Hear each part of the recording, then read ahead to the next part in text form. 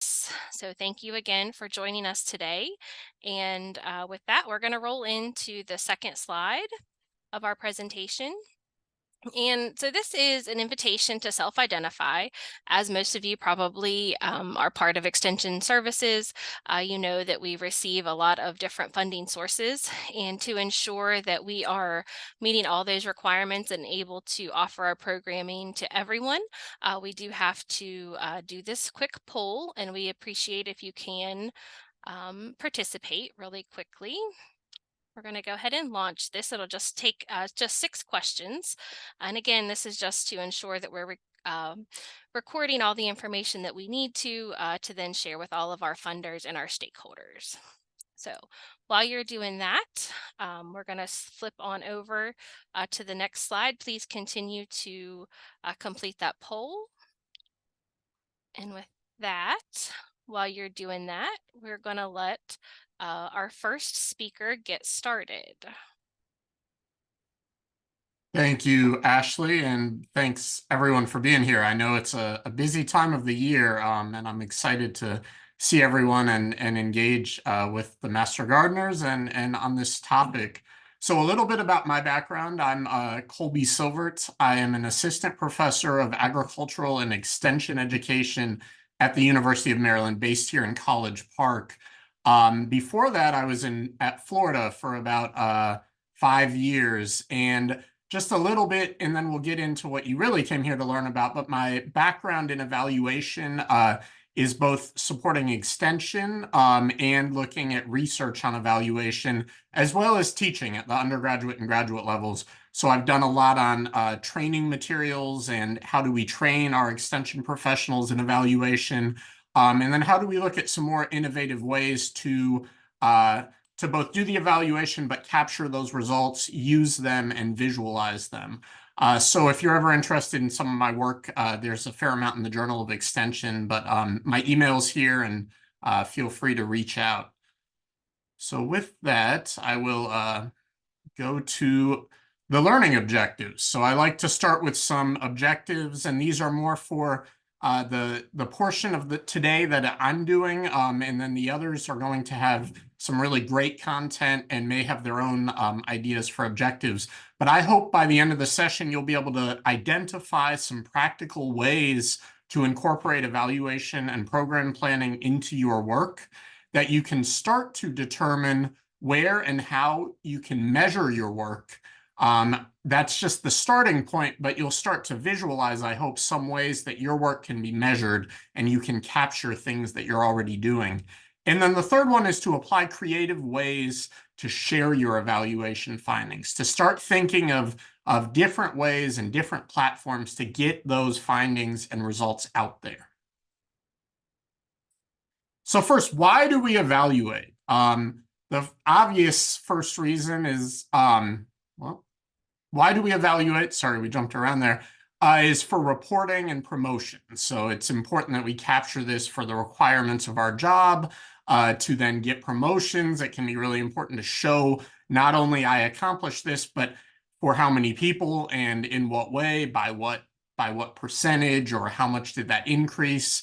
The second is to justify and allocate resources. In extension in our programs, our resources are limited more and more, and it's really important to show that those are going towards evidence-based programs and that they're having outcomes and impacts that we can then justify getting more resources. And then the last point that I think is a really big focus for me is for quality over quantity. Your time is precious, and you're often pulled a million different ways. And having a solid evaluation plan and strategy can help you to focus your work and be able to focus on maybe less areas, but do those areas really well and invest in them. This quote, "If you can't measure it, it didn't happen." I remember first hearing it at a conference. That's not a way to live life, but it's a way to think about our programs. And if you do something really great, make it capturable. Make it something that you can measure, and then use that to share and report. So remember that quote. I want to recognize some barriers to evaluation. Having worked in extension and working with a lot of folks in extension, it's not easy. And I often hear that the time is a big struggle. It's hard to figure out where to start, and you're being pulled in a million directions already.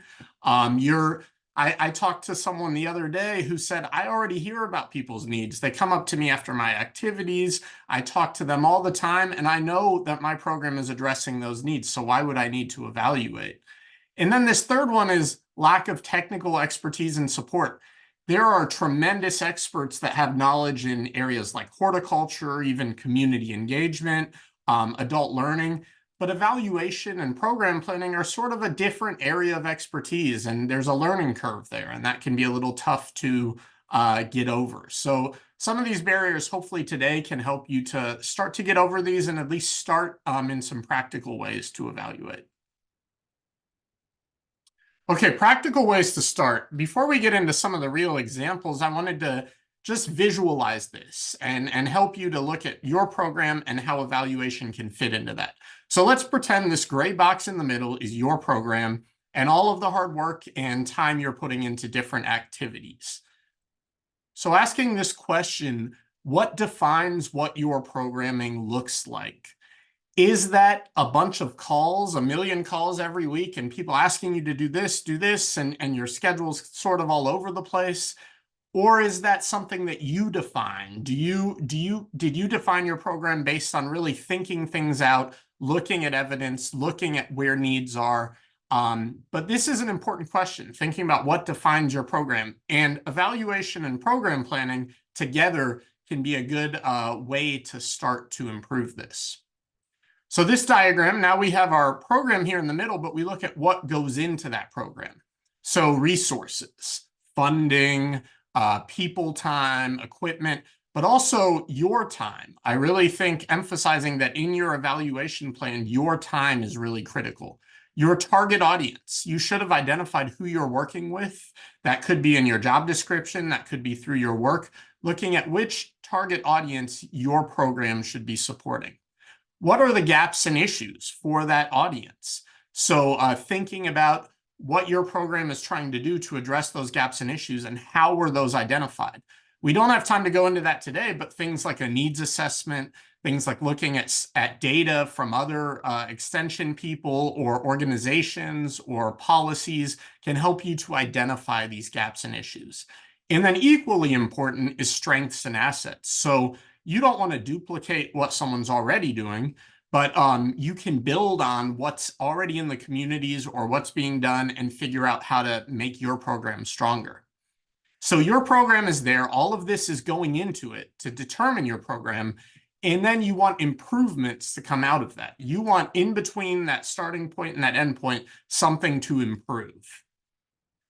But to look at this and do this in a systematic way, it's important to think about what are your objectives. So I challenge you all to list out or write out, if you haven't, kind of these different areas, your resources, target audience, gaps and issues, and then build objectives based on that.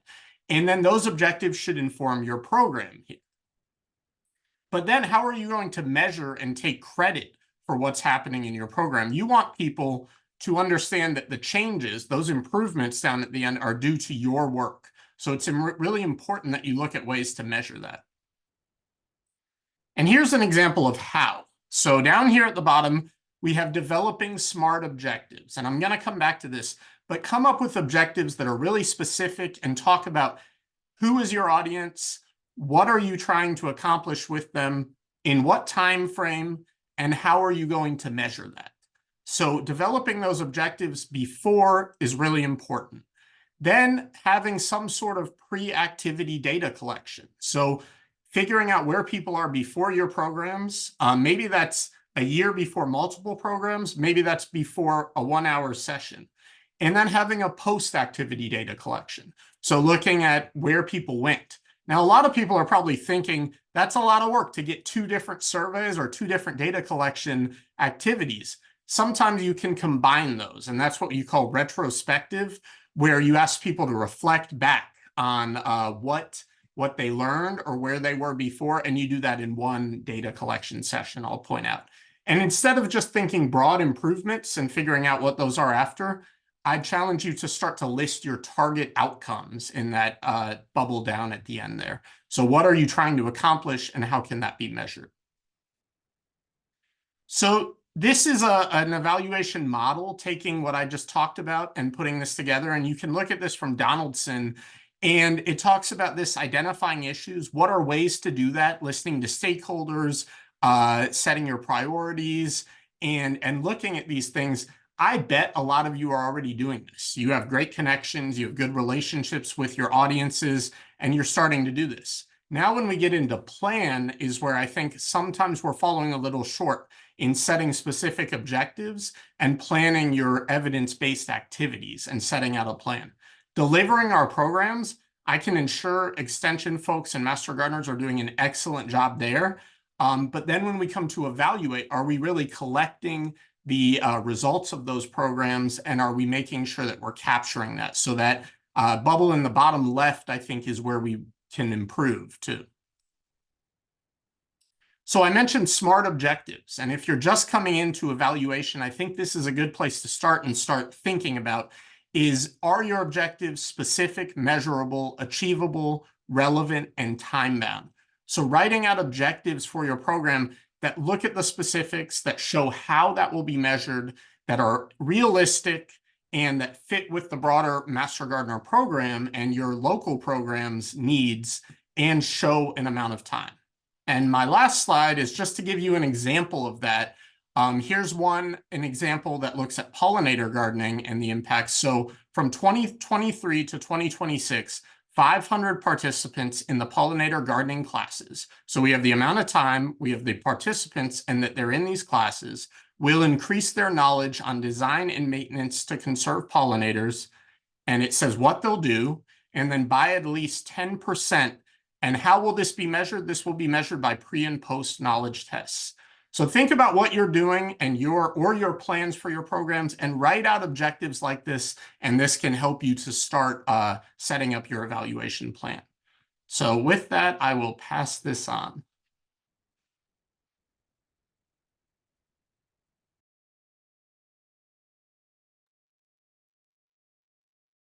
All right, so we're going to get into the interactive portion now, and Ashley and I are going to lead that. We're going to introduce ourselves really quickly. If you haven't met us before, we do coordinate the webinars for the EMG. So I am Ann Yasalonis, and I'm a county coordinator in Central Florida with the University of Florida. And I have about 100 master gardeners, and I survey them for landscape best management practices and also health related benefits of volunteering. So I'll be sharing a little bit more about some of the things that I do later. All right. Thank you, Ann. And my name's Ashley Bodkins, and I work out of Western Maryland. And like Ann, I'm a horticulture educator and a Master Gardener county coordinator. So my program is a little smaller. I have around 25 active Master Gardeners, but Ann and I have done a lot of talking this year as we have been taking on this role of trying to coordinate these bi-monthly webinars for other coordinators. And one of the topics that came up last year when you all helped fill out those surveys was that we needed more guidance on evaluation. And I think that this time of year, a lot of people are either finishing up their program evaluations, or they're just, working on them. I know here in Maryland, ours are all due the beginning of January. So, program evaluation is always a little intimidating, I think. Colby had some wonderful advice there, and he makes it always sound so easy and makes it very practical. So I think that that's the goal for this presentation, is that we really wanted to come up with some tools and some ideas for everyone that's trying to do this, and some takeaway tactics that you can start applying early on in 2024 to hopefully make your reports a little bit easier. So with that, as Ann said, so we're going to ask you guys now to really be interactive with us via the chat. We have come up with 4 questions that we think are going to help to guide our final document that we want to share with you later on. So the first question is, how do you capture measurable outcomes or objectives in your programming? So some of the ideas are things that Ann and I have, done in the past is we do, there's a lot of really great tools out there from Google Forms to Qualtrics to even just doing Excel spreadsheets. So we know that, that's what a lot of people are doing, but we want to know what you're specifically doing. So if you would want to share some of that information in the chat, we would appreciate that. And again, we're going to capture that later and send that out to everyone. Yeah, so I typed the question in the chat, and before we move on to our next presenter, I just wanted to mention, since we will be sharing this out, any ideas, examples, any of that is great, because we will share this out. And I think, anything that you have, whether you feel it's really small, something little that you do, I think sharing throughout this is going to be really helpful to everyone from a brand new extension agent to somebody that's been around for 20 years. So really put all of that in the chat, and we will have time to unmute at the very end and share, more verbally. So we're going to put in the chat for now and move on to our next. Right. So for each of these questions, we have had volunteers either from people dropping their names to us, or we have recruited people from the national committee to help us. And our first speaker, who is going to share how they answered this question, how they captured measurable outcomes and objectives, is going to be Mr. John Orick from Purdue. He has shared this wonderful poster that he put together based on all the evaluation data that he does each and every year. So he was kind enough to put together a short video for everyone to watch because he was not able to be here today. So we're going to play that now.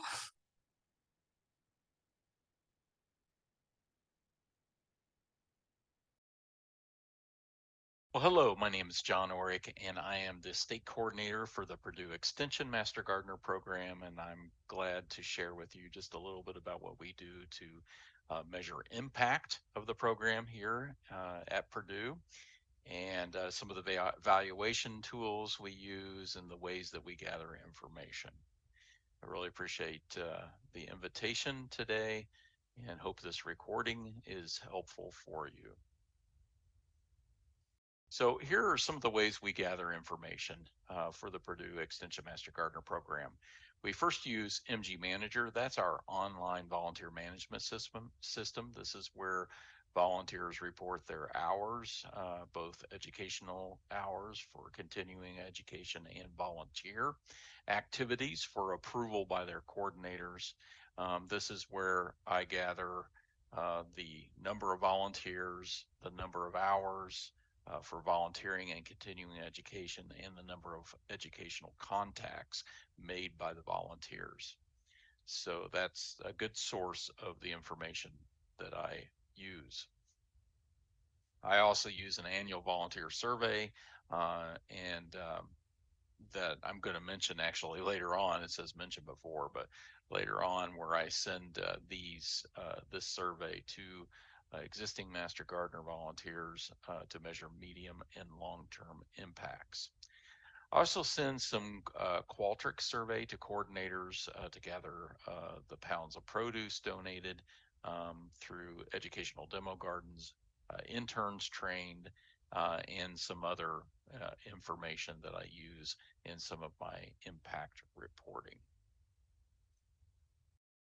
Likewise, we use pre and post tests from all EMG basic trainings. That's what we call our entry-level training for new interns. Knowledge gained is what's measured there.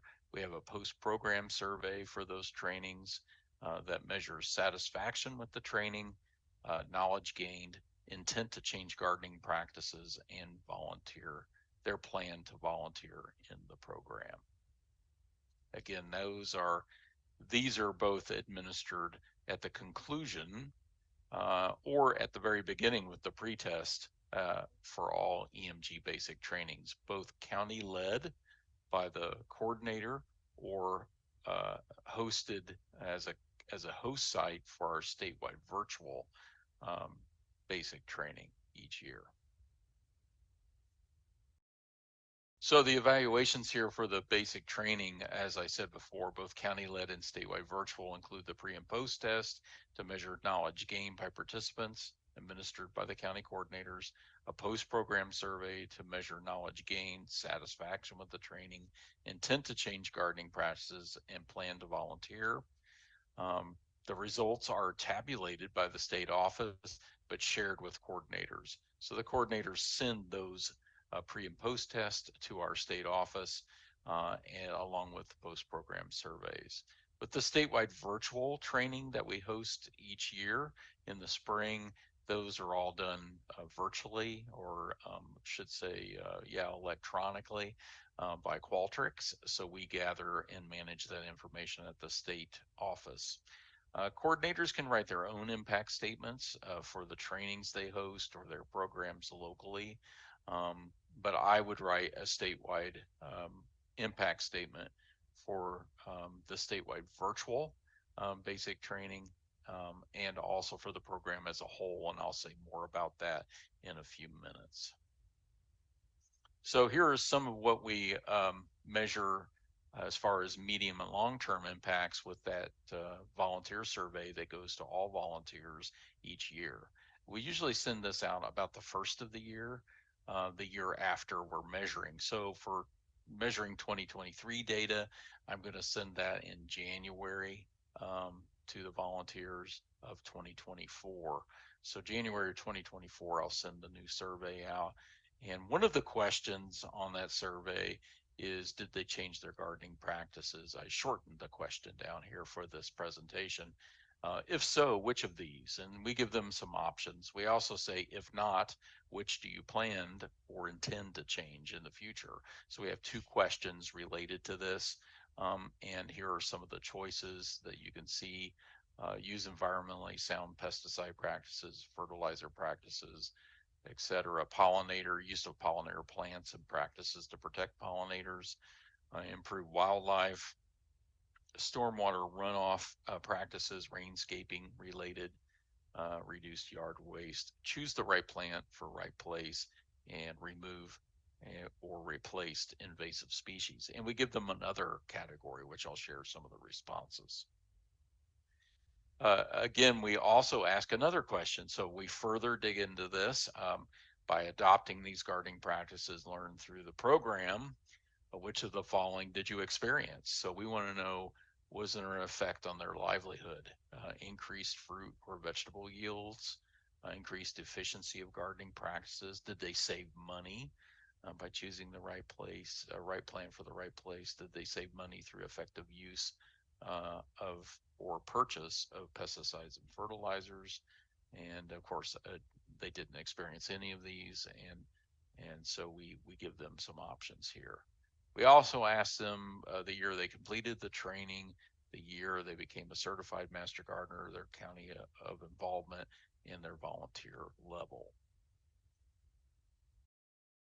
So here are some of the results that I shared in my impact statement for 2022. These are percent of respondents. Now, I didn't mention this earlier in any slide, but I send these to the coordinators, and the coordinators send out to their volunteers, and I offer 1 hour of volunteer time for completing the survey. And that is a very good incentive. In fact, I get probably 900 to 1,000 respondents on my survey. We have about 2,700 master gardener volunteers in Indiana. So I think that's a pretty good rate of return. And I think that incentive of a volunteer hour is worth it. So anyway, some of the responses here, we see that it seems that these percentages are low, but really all we're doing is when I report it, my impact statement is I'll report the top 5. You know, here are some ways that they changed their gardening practices. Realize, and I report the percentages. So, you know, increased use of pollinators and use of pollinator practices or practices to protect pollinators was number 1 last year, followed by choose the right plant for the right place. So just to give you an idea of some of the data that's collected, and there's a little more, but I didn't, in the interest of time, I didn't want to go into that too deeply. Here are some of the comments on the other category for that question. So if it didn't fit what we gave them, they could put something else in here. And so proper fruit tree pruning techniques, raise bed gardens and cover crops, use more native plants, created a local pollinator garden, received Monarch Watch certification. That's a really great anecdotal comment to add on the pollinator piece of that question. So, and you can see some others here that where they talk about teaching others those practices, and we want to know that information. That's good anecdotal information to put in our impact statement and to report to stakeholders and to administration. So this impact statement goes into our statewide reporting system for staff and faculty to report those impacts, not into our Master Gardener system, which is a different reporting system, but into our statewide reporting system for staff. That was previously digital measures. It will be elements going forward, and we're transitioning to that new system. Likewise, I prepare, so here's some of what I prepare, an overall impact statement for the program. I mentioned that earlier. I add the coordinators as a team. All the coordinators that have an active program get added as a team. I write an impact statement for the statewide virtual training because I'm the administrator of that particular training. And then I prepare this flyer. I work with our Ag Comm department to prepare to edit and design this flyer, which just reports some of the basic numbers, number of volunteer hours, number of education hours, value of a volunteer, number of volunteers active in that year.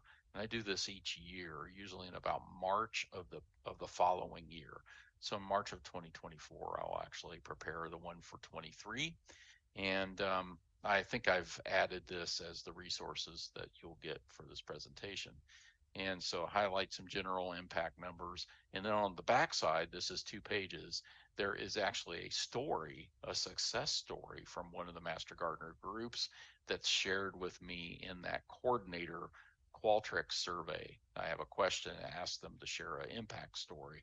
And then I use those to put a story on the back of this flyer. And then this flyer is shared with administration, stakeholders, the public, and volunteers.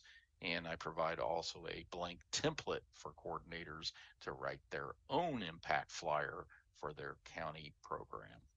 It's been a great way to promote the impacts of the program here in Indiana. And I really think I've seen a lot of really great use out of this. So this might be something that you may consider in your state. So I want to thank you for listening and for participating in this discussion. We may have further discussions in the future. If you have any questions or want to request a copy of the annual volunteer survey or other information, then feel free to contact. All right, so we appreciate John sending that video in. We appreciate you guys taking a few minutes to listen to it. I think one of the most powerful things that he, told me when we were preparing for this is that he does give his volunteers a whole hour of service for completing that survey. So that was very impactful to me because I thought that is easy. That's a really easy incentive, but that means a lot to, most Master Gardeners. So that's one thing that I'm going to be taking away from this and hopefully implementing in my own program. So with that, we are going to, try to move on here. We have a couple of slides that Linda Gavin, who is the New Mexico State Extension Master Gardener Program Manager, sent in, and Anne is going to talk to them just a little bit. Yeah, thanks, Ashley. I also thought that was a great idea for that little incentive of an hour. I know it's sometimes hard to incentivize people to participate in a survey. It'd be great to know in the chat if anybody has great incentives for the general public, because we can't entice them with a volunteer hour. So this is a good transition into the national EMG survey that Linda coordinates, because John talked a lot about what he did at the state level. And so I'm at the county level, so I'm preparing information for the county that would then go to the state, and the state would then participate in the national survey. And you can see some of the stats here that Linda has compiled. So she's the one that compiles it for national each year. So I would say state coordinators should participate, and county coordinators, if you're not sure, you could probably check with your state coordinator to see if your state participates in this. I know lots of times she's sending out requests for getting some of this information from states, but we can see our impact grow as we go from county up to state to national level, as far as all of the volunteer hours that go in and the value of those volunteer hours as well. And those are just super impactful for, getting funding, doing the other projects, getting grants, that sort of thing. So we'll put in the chat some of the information that Linda's provided on the National EMG Survey. She also shared about some data collection for food production learning and adding donation gardens to a map. I'm not very familiar with this, but she has a link here, and then we'll put it also in the chat as well. All of the links and everything we'll send out in an email, so if you don't have a chance to grab it, we'll email all of that to you. So here I'm guessing we're just making a map for people to see where they can get food donations, which is pretty cool. And I'm going to log in and learn some more about this as well. And so she did provide her contact information. If you have questions on any of that, she would be happy to take those questions. Yes, awesome. So with that, that's kind of wrapping up question number 1 and what we had for you there. So thank you for everyone that was able to add information into the chat. So with question number 2, now that we know how you're capturing some of the data, we're going to ask, how do you share your impacts that you captured with your stakeholders?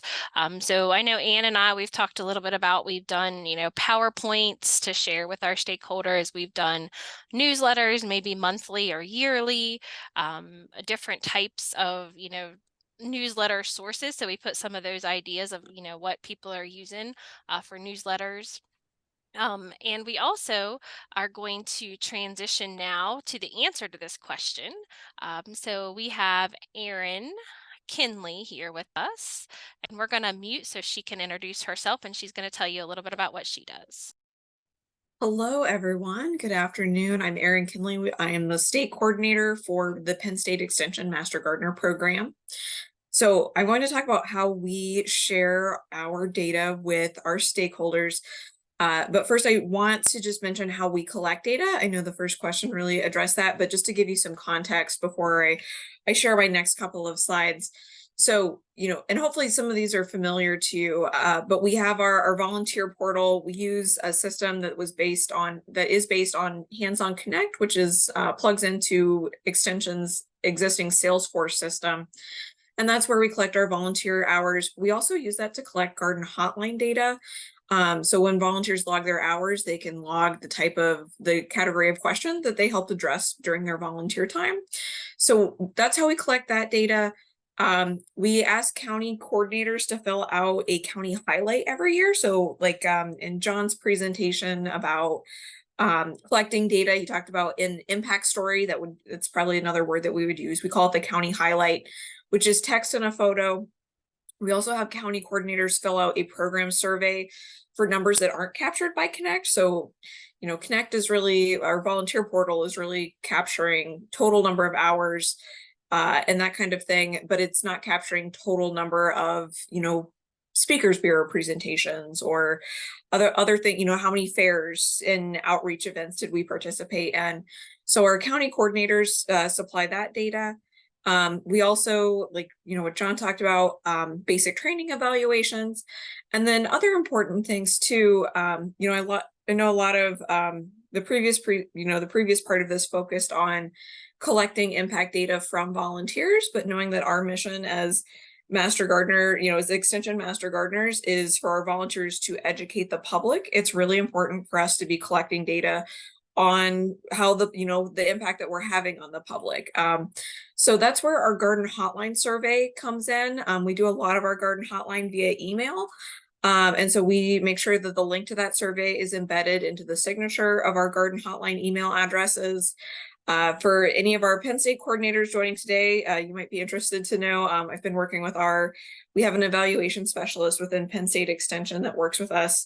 We're talking about getting a QR code for that link, so that you could put that up at an event, and anyone we help with a garden question can scan that QR code, and they can, provide their feedback right there about the advice or, support they receive at our event. So ways to expand how we collect data. And then we do have evaluations for statewide programs that we do that counties participate in. But all of this is to say that we collect data from a lot of different sources. And so when we talk about communicating this to our stakeholders, it's really, we're thinking about like, how do we pull all of this together and what is important to our stakeholders? So if we could go to the next slide. So I think something that is important to think about when you're talking about communicating to stakeholders is you really want to identify who are your stakeholders. I've called that my target, or the target audience here. And the ways that we communicate our report data with them.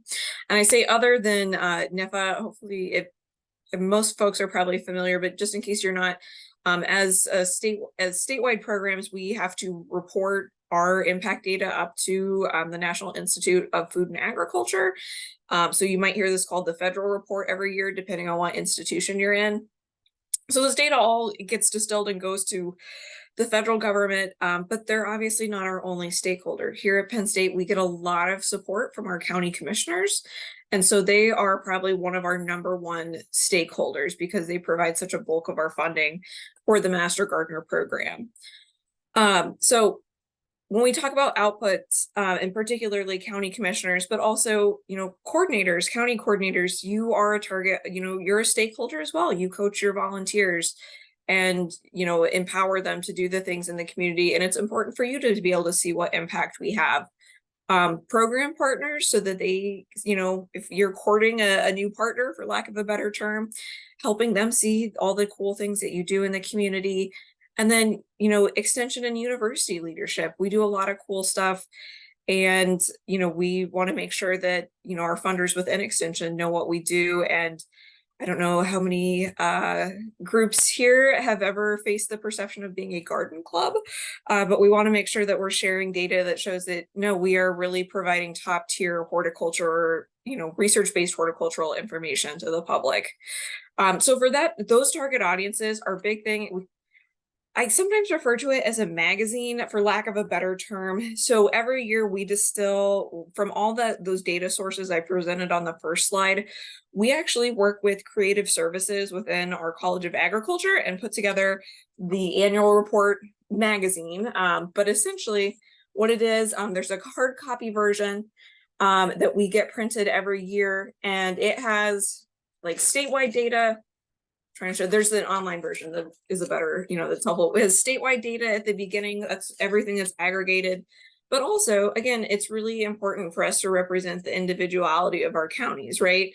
So that's where those county highlights come in. So in this giant annual report, it has the county highlight and some of their key statistics and outputs for the year, as well as a photo. And what we find helpful about this is, if you're a county, you can certainly take that snapshot of your highlight and your output numbers to your commissioner.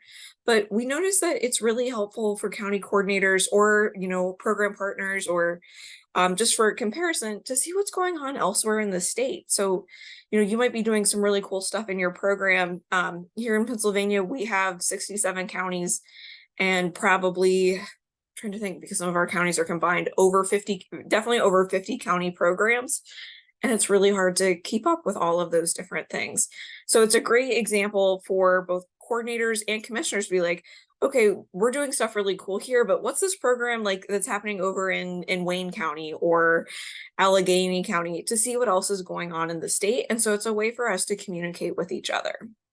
Because that is a hard copy version though, printing is expensive and sometimes it's just not the most effective. You know, if you're meeting someone on Zoom, you're probably not going to give them a hard copy of the report. We do have an online version of that, and this is what's available on the Penn State Extension website.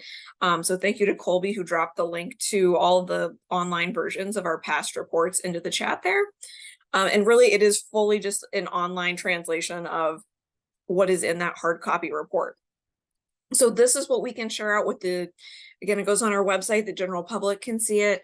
So it can be a recruiting tool. Our Master Gardener volunteers can obviously all find it on there. New connections, I use that as an example of, you know, like, again, if you're meeting with a new program partner and you're like, oh, like, you know, you might want to check out what we do. Here's a link to our annual report. It's a really easy way for them to get a snapshot of where a program has been at in the last year and both the local and statewide things that we offer. And also it's a great tool for us to share with, you know, nationally with other coordinators so that, you know, if any of you are ever interested, you can go peruse not just what we're doing statewide, but in, you know, 67 different counties across the Commonwealth of Pennsylvania. So we make sure that it's available for everyone to be able to access. So that's two outputs for, well, two of our outputs, the annual report magazine, annual report online. It's the same data, just slightly different formats.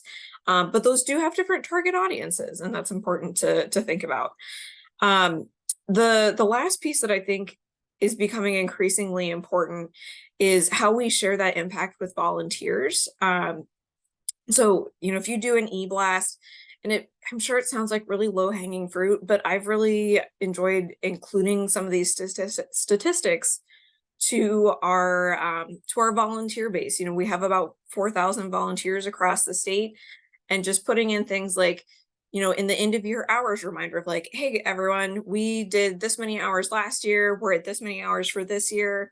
You know, this is the dollar impact of the work that you do. Or the, you know, garden hotline statistics are really helpful of like, hey, like we answered 20, you know, we have an increase of 22% in garden hotline questions this year.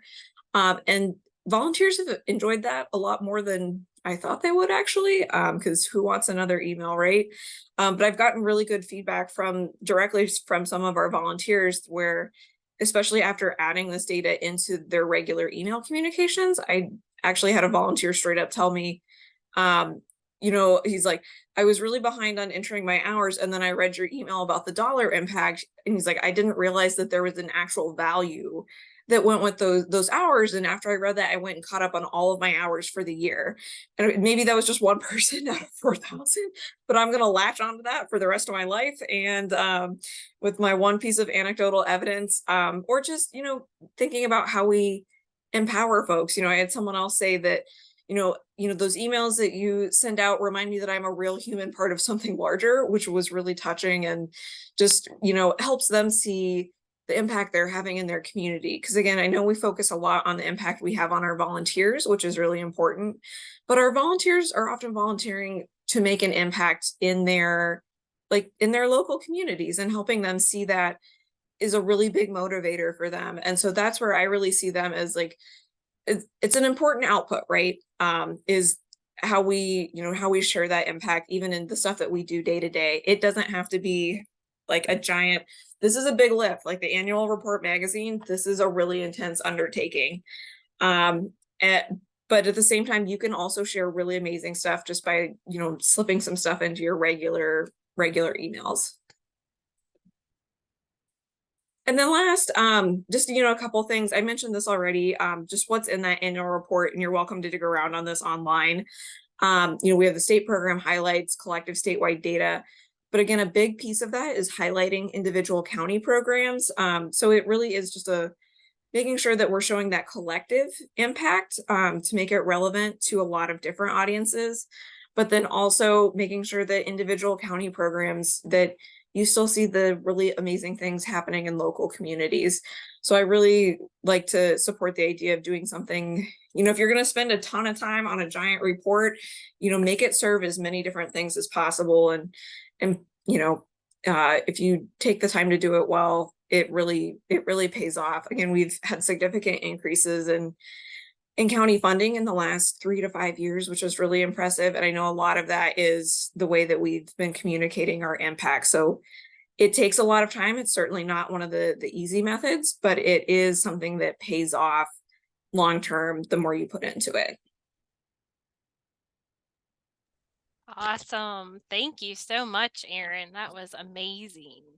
And it's it's always great to hear that, just sharing some impact can, really have the ripple effect, like with our volunteers and in our communities. So thank you so much for sharing that. All right, so this is going to lead us now to question number 3. Again, going back to the survey that we sent out in early 2023, one of the questions that people really wanted to know the answer to was, how do we recognize powerful leaders in our Master Gardener groups, and how do we encourage people to take on leadership roles? So I know, Anne, we talked a little bit about there's some special trainings that you guys do. Yeah, in Florida, we offer a leadership training. So I think that's something that, only a few select Master Gardener volunteers are able to go to each year. So that might be something that that someone could offer in their state or even in their county as well. Yeah, for sure. So we are going to let Caitlin talk a little bit to us now about what we do here in Maryland.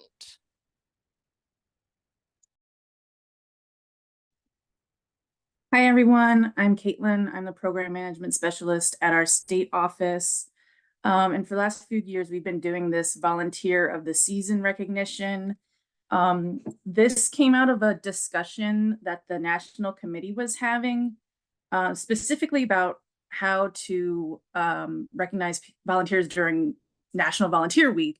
So this was a few years ago. And out of that discussion, it was how do we nominate or acknowledge volunteers in a way that is time manageable for us as coordinators, and also maybe sensitive to volunteers so that they don't feel left out or hurt that they weren't picked for an award that maybe is only a once a year kind of thing. So this concept of seasonal recognition came about. I'm not sure how many other states are doing this. So as the name suggests, we have a spring, summer, winter, fall volunteer that is acknowledged. That's pretty manageable for us. There's 2 of us at our state office. And our volunteer manual is housed digitally on a Google site. So we can put this nice write-up with a photograph of the volunteer. We use a Google form that coordinators can nominate people throughout the year. And Stephanie, our statewide coordinator, just uses that to pick people from around the state. She tries to make it time sensitive. If there's a project that the volunteer is associated with that might benefit from being featured at a certain time of year, she might select that one. This is our current feature, and it's actually an in memoriam special for a volunteer who unfortunately passed away kind of suddenly and recently. So we weren't able to acknowledge him while he was still with us. And then below his photo, you would see more of the write-up about what got them into the Master Gardener program, what their favorite project is. And then once they're selected, we send the volunteer a Google form where they could tell us more about themselves to put this write-up together. And in that volunteer form, they have the opportunity to select a book that we give them. So that's what these 2 photos on the side are, just some of the titles that I selected. They have a choice of things that might be science-based, like attracting native pollinators or, best ways for vegetable gardening. But I also tried to include some cultural BIPOC voices and perspectives on gardening and horticulture as well. And they can choose whichever they want. And we had sent that out to volunteers that had been previously nominated, but didn't get to select a book. And they were really appreciative of it. And I think they do. So, sorry.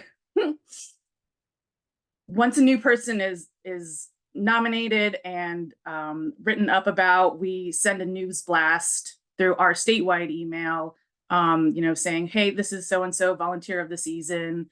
And I think they do notice that, because when I used to be a county coordinator, I nominated someone, and when she was featured, the MGs in that county like put it up on their Facebook page and on the extension website, and they were just like really proud to show off that person. So I think they do like notice that recognition. Awesome. Thank you for sharing that, Caitlin. We appreciate it. So that's just one idea of what we're doing in Maryland. Again, I see lots of people are entering things in the chat, so I look forward to reading through those. All right, This is great. We can use those ideas. So keep entering. Yes, please do. So rolling into question 4, and we apologize, we're running a little bit longer than we thought we might. So if you need to hop off, again, we'll send the recording. But I really think that this next question is going to be really worth your time to stick on if you do have a few more minutes.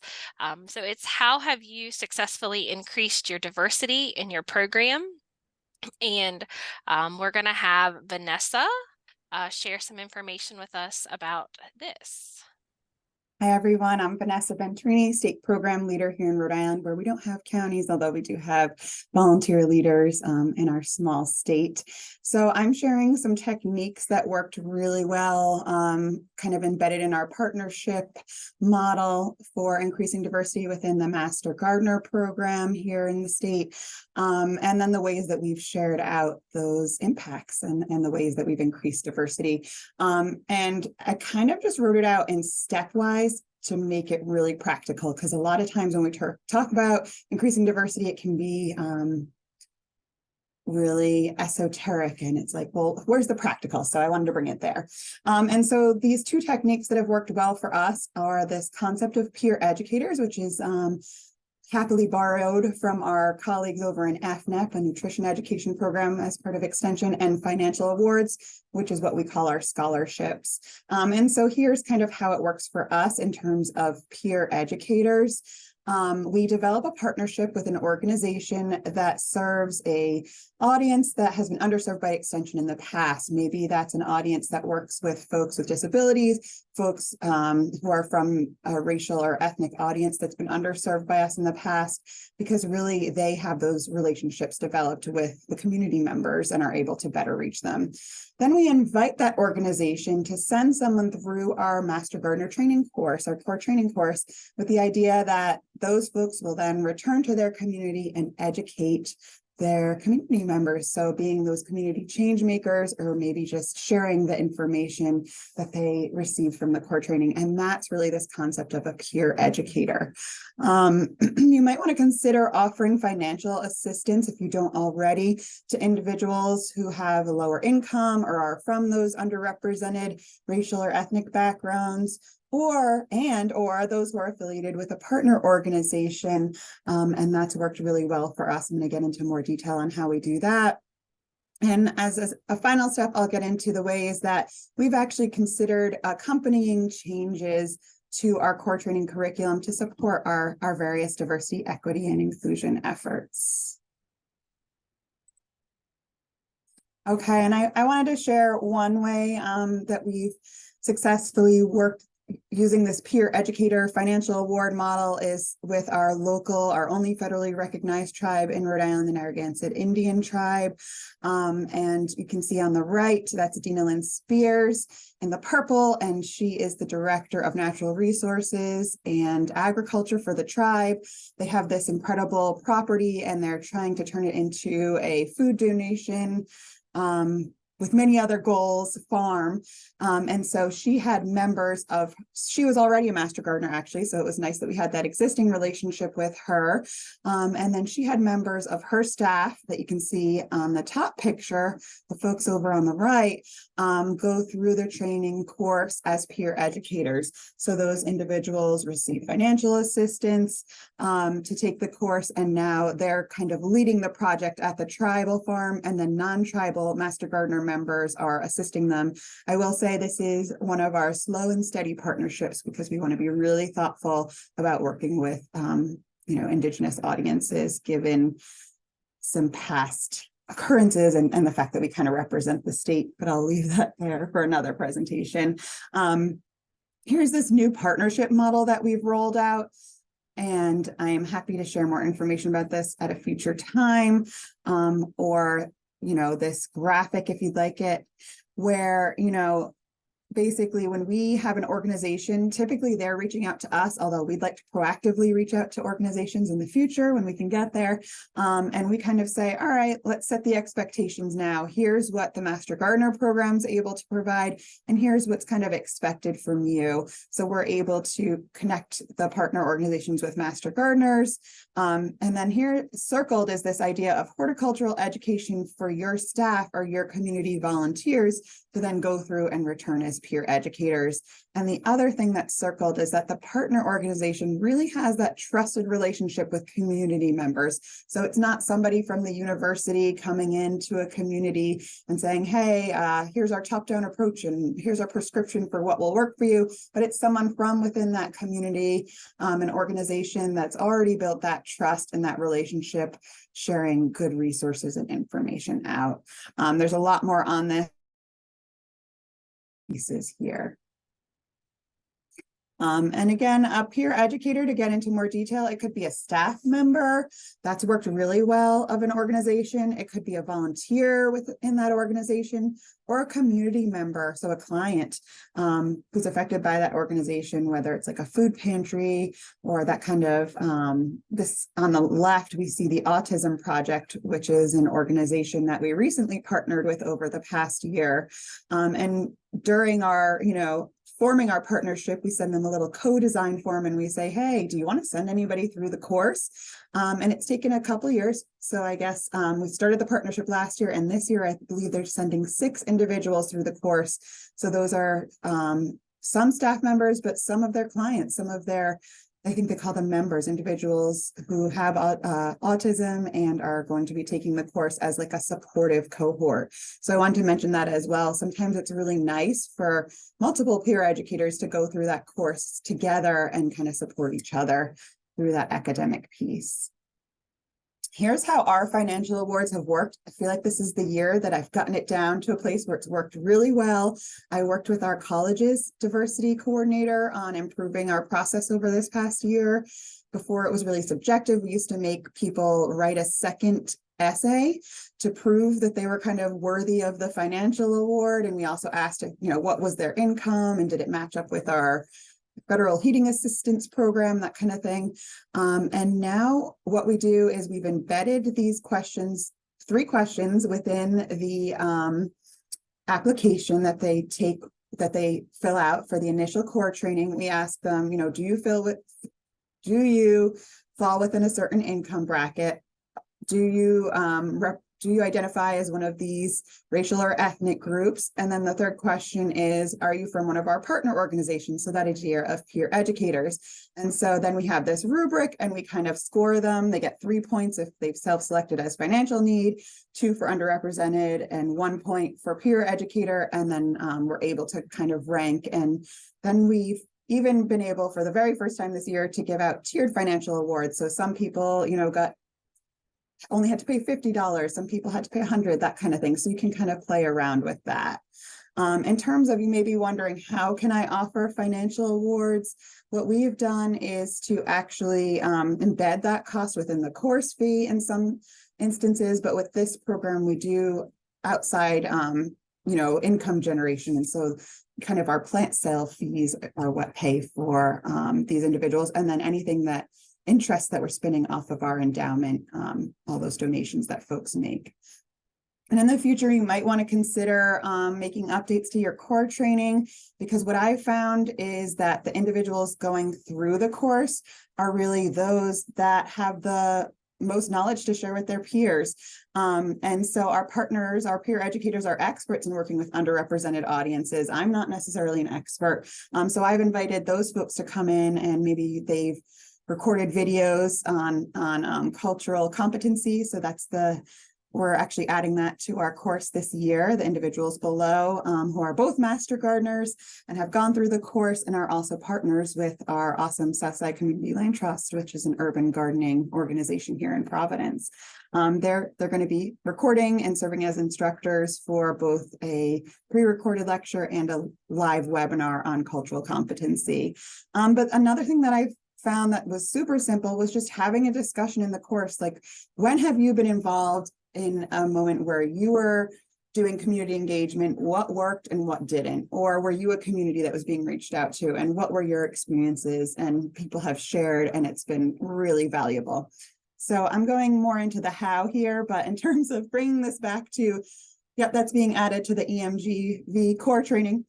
And we've added other elements to it as well. And if you'd like to read more, I encourage you, there's 2 links that we're going to throw in the chat and that will be available here. The video link is a 5-minute video, bringing it back to evaluation, that kind of shares what our peer educator model is. And another example of an individual who had experienced homelessness is now actually serving as a leader on our Master Gardener Program Council. So it's a beautiful story. As well, and a little bit about our partnership model. And then this document below is where I've been keeping a running list of all of our efforts that we've taken regarding diversity, equity, and inclusion. And I make sure to include anything around metrics. So, hey, this many partnerships, and then this many peer educators received financial awards, that kind of thing. Or if, one year we did a book club on breeding sweetgrass, and we were able to show that X% of people who went through the book club wanted to continue learning about Indigenous food sovereignty, and X number of people plan to volunteer on an Indigenous food sovereignty program. So really showing that knowledge and behavior change as well. And then I'll pull that out and put it in our annual report as well. But I like keeping that running document because that's something I can share internally with the new folks going through our course to kind of show them what our values are, as well as externally. And it's made a big difference even in our ability to attract diverse volunteers, because people are looking for organizations who have social justice at top of mind. And a few individuals, it turns them off, but I'm going with the more positive end here. Thanks for letting me share.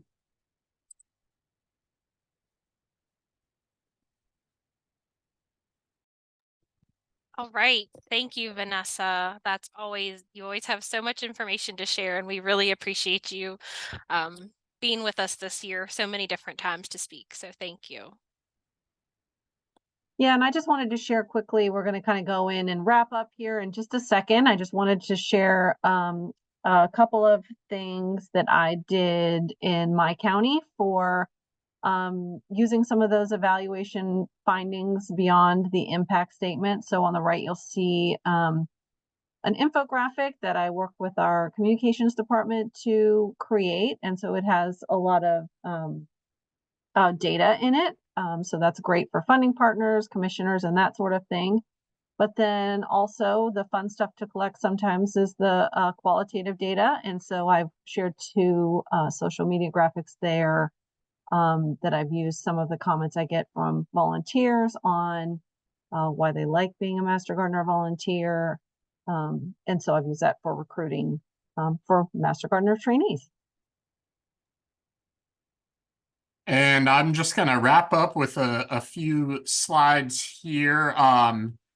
And I did want to recognize all of the great stuff in the chat. I've been monitoring, and I think it's going to be really interesting to go through some ideas of how to collect data, how to deal with data, and then some challenges, and then some of the other questions, just some really, really good stuff there. So this was a project that I worked on, and this looks at a little more of an applied evaluation where we were looking at pollinator gardening and barriers and opportunities for that. And I could not have developed this, and none of the people on my team from Extension and Research could have, but we worked with our communications office at the University of Florida in IFAS in our agricultural college, and they were able to, we told them the data we had, the information, and what we wanted to do, and they were able to develop this. And we have the QR code to learn more. We have Extension and just a really nice visual. So I'd encourage you to think about, okay, you have these messages, you have this information. Look at the resources on your campus and people in communications or design that can help you create some really good things that can be shared on good platforms to reach your audiences. This is a little different, where we took from statewide impacts on water conservation in landscapes, and we created visual messages. So this looks at, through engagement with extension, how much water was saved, money saved on utility bills, and it looks at a statewide level, but then also at a household level. And what's really interesting here is we created all these different messages with variations, and instead of just putting them out and seeing if they work or not, and not really knowing, we were able to use this technique that's called split testing. And what split testing does is it assigns on social media these messages to different types of users. So you could say you're in Wisconsin. You could say, I want to target a suburban area of Wisconsin and a certain age demographic with this message. And Facebook will do that. So you just set up an advertising campaign in Facebook and you put that message there. But then maybe say 40% of your audience, you want to see a different message. And over time, you're able to compare which of those is more effective. So with all of these messages, we were able to see which one's got the most likes on Facebook, which one's got the most comments, and then clicks on an extension website to learn more. So we were able to find that really 2 of these had the most impact, and the others for future messaging probably weren't as useful. So think about putting these visual messages on your social media platforms, but really checking that engagement and those likes and seeing which are most effective. And tap into your resources and people to help you with that messaging and creating those visuals. And lastly, translate. We translated those to Spanish, and we were able to reach more of a population. So look at language translation as well. The last thing I have is thinking about analysis, and I'm going to leave you with some of these thoughts. Really good survey design makes for easy analysis. Never think of these in isolation, and get support at the front end to design your survey in a way that it makes sense to analyze. Think of those objectives, those SMART objectives, and how can your analysis determine if those came true? Okay, maybe your audience was residents in a certain area, but it turns out you reached youth in a suburban area, and that wasn't your audience. So then your objective didn't match up with the findings. So that's just a more obvious example, but look at that. Make sure your pre and post surveys match each other. You should have the same measurements in both of those, and build a template of set questions or set items, and you can adapt those and use those with different evaluations. So you're not recreating the wheel every time. And lastly, seek assistance, look for examples, reach out to folks on your campus. Even me, I'd be happy to help. There's a Savvy survey series. It's a UF extension publication that goes into analysis and survey design, looking at how to do those together. And building on that, I have that Savvy survey series listed here, but there are a bunch of different extension articles on stuff we covered today or connected to things we covered today. Those are meant for people that are busy and need to implement this kind of on a crunch of time. So check out all those, some videos here, and then the framing and message testing is on the social media testing. And then the other part is on more broad, if you're looking to go to that next level of an evaluation plan, targeting outcomes of programs. But I'd say that's the bigger of these resources. So make sure you have the time to look at that. And just like Ann said, yes, please share resources because we'd love to see what you use and recommend too. Okay, I'll turn back to my colleagues to wrap up.